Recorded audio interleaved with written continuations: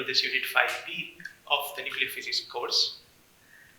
My name is Ashish Desai. I'm working as an assistant professor in physics at Parvati-Bai Choudhury College of Arts and Science, Margam, Goa. So the title of the unit is Radioactive Decay, Beta Decay. The module name is Beta Decay, Types of Beta Decay, and Energies of Beta Decay. Here's the outline of the talk: Introduction and Types of Beta Decay, and energetics of beta minus decay, beta plus decay, and electron capture. So learner will be able to differentiate between the types of beta decay and explain the energetics of beta decay. So here we will start with the introduction to beta decay. So the emission of electrons from the nucleus was among the earliest observed radioactive decay phenomena. The inverse process, that is the capture of electron by nucleus, was observed by Luis Alvarez in 1938, and the process of positron emission was observed by Joliot-Curie in 1934. So here we will discuss the stable and unstable nuclei. So this plot here is a number of neutrons versus number of protons. On the y-axis you can see is number of neutrons, and the x-axis is number of protons. These black spots that you see over here, they are the stable nuclei. So there are only certain combinations of neutrons and protons that make the nuclei stable. The straight line here corresponds to the nuclei that have equal number of neutrons and protons. So as you can see, for light elements, the number of neutrons and number of protons are equal.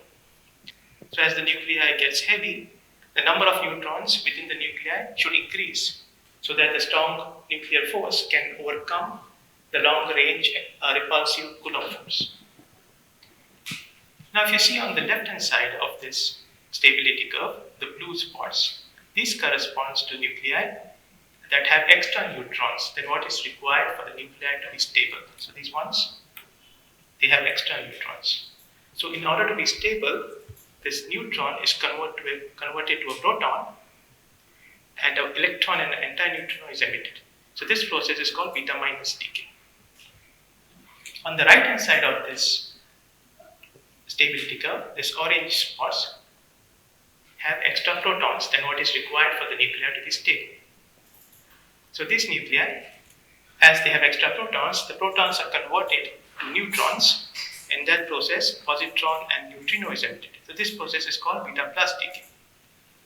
Now as the nuclei gets heavier and heavier, particularly in this range, the nuclei is too heavy to be stable, so they become stable by emitting alpha particles. So these yellow spots, as you can see, are the nuclei that emit alpha particles. So they undergo alpha decay. If the nuclei is also too heavy, it can also undergo nuclear fission. So heavy nuclei disintegrates into two middleweight nuclei. So these green spots corresponds to the nuclei that undergo nuclear fission. Also you see this violet spots here. So these nuclei have just too many neutrons. So in this case, the nuclei directly emits neutrons without converting to a proton. And over here you see the pink spots. These nuclei undergo proton decay. So these nuclei just have too many protons for the nuclei to be stable. So they directly emit protons. So to summarize, if the nuclei has extra neutrons, so the neutron converts to a proton by a process called beta minus decay. And if the nuclei has too many protons, the proton converts to a neutron and it undergoes beta plus decay. So in a nucleus, beta decay changes both atomic number as well as a neutron number by 1 unit. That is, in beta minus decay, as a neutron is converted to a proton, the atomic number increases by 1 and the neutron number decreases. And the neutron number decreases by 1. In beta plus decay, the atomic number decreases by 1 and the neutron number increases by 1. But in both the cases, the mass number is constant. So these are the basic decay processes. As I mentioned, the beta minus decay, that is, the neutron converts to a proton and an electron and antineutrino is emitted. In beta plus decay, a proton converts to a neutron and a positron and neutrino is emitted in this case. We also have a third case that is called as a K capture, in which the proton from a nucleus captures an electron to form a neutron, and in this case also a neutrino is emitted. Also, I just like to mention a neutron that is outside the nucleus is not stable, it's an unstable particle, and it decays after a lifetime of about 80 seconds. So neutron consists of 3 quarks, up, down and down quark, and proton consists of 3 quarks, up, down and up quark. So a down quark from a neutron converts to an up quark, which forms a proton, and in that process there is an emission of a W boson particle, which then decays to electron and an antineutrino. Bear in mind, the W boson is a very heavy particle. It is 80 times heavier than that of the neutron. So how is it possible for the neutron to emit such a heavy particle? So it seems like conservation of energy is violated in this case. But as we know, the conservation of energy is not violated if the W boson exists only for a short interval of time. So conservation of energy is not violated in this case if the W boson exists for a short interval of time as given by the Heisenberg uncertainty principle.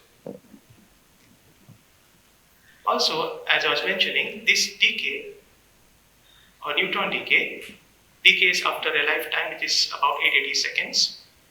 So this value of lifetime is not yet accurately known.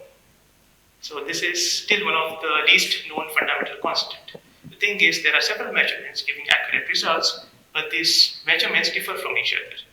And the applications of finding the precise value of neutron lifetime is in cosmology and particle physics. Precisely, that it gives us insight into the physics beyond standard model, and it also gives us an insight as to what happened just after the Big Bang. So here we'll discuss the energetics of beta decay. So the question of whether a given nuclide will decay by electron emission, positron emission or K capture will depend on the energy available for disintegration. That is beta minus decay. This is the reaction as an example for beta minus decay. So you have an element X having Z protons and A nucleons that decays into X prime element. So as you can see, as this is beta minus decay, the number of protons have increased by 1 and the number of nucleons is the same. And in this process, an electron and antineutrino is emitted. Now this is the Q value of this reaction. So the Q value for beta minus is just the nuclear mass of this element X minus the nuclear mass of this element X prime minus the mass of the electron into C square. So here we have ignored the mass of the neutrino, which is almost 0. So these masses are the nuclear masses. But since the atomic masses are readily available, so we would like to convert these nuclear masses to atomic masses. So the mass of this element X is equal to the mass of the nucleus plus Z times mass of the electron minus the binding energy, where Pi represents the binding energy for the ith electron. So now we would like to replace this mass of the nucleus by mass of the atom from this equation.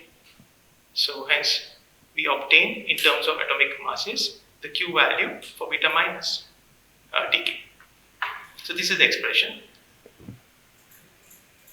So here we can see that this mass of the electron will get cancelled because you have minus ZME and you will have plus ZME over here.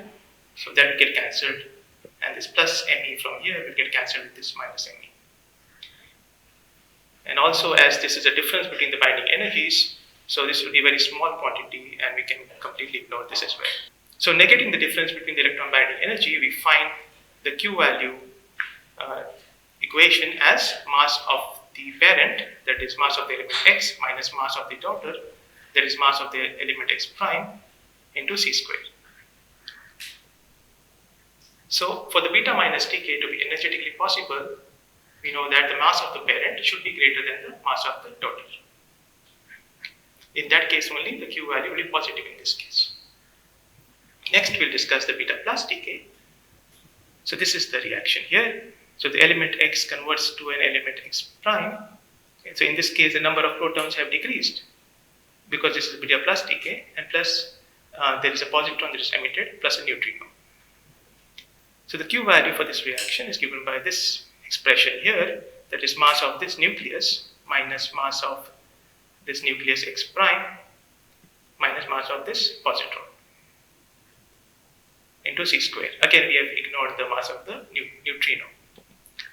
So the calculation similar to the previous one shows that the Q value is equal to mass of the element X, so this is the atomic mass, minus the mass of the X prime atom minus 2 times mass of the electron. So in this case, the electron masses do not cancel. So for the beta plus decay to be energetically possible, the mass of the parent should be greater than the mass of the daughter plus 2 times mass of the electron. So lastly, we'll discuss the energetics of electron capture process. So here is the reaction. So proton from this nuclei X captures this electron to form this element X prime. So number of protons have been decreased, the mass number remains the same, plus a neutrino is emitted. So the Q value for electron capture is given by mass of this nuclei, the parent nuclei, plus mass of this electron minus mass of the nuclei X prime. So again, we convert from nuclear mass to atomic mass. So the Q value for electron capture, or the expression for Q for electron capture, is equal to mass of the X atom minus the mass of the element X prime atom into C square. So for the electron capture to be energetically possible, the mass of the parent should be greater than the mass of the daughter. So if we just look at the energy consideration, it would seem like the electron capture is more likely or more probable than the positron emission. But the probability of the decay also depends on the proximity of the electron to the nucleus, not just on the energetics of the reaction. So these are the references. Thank you.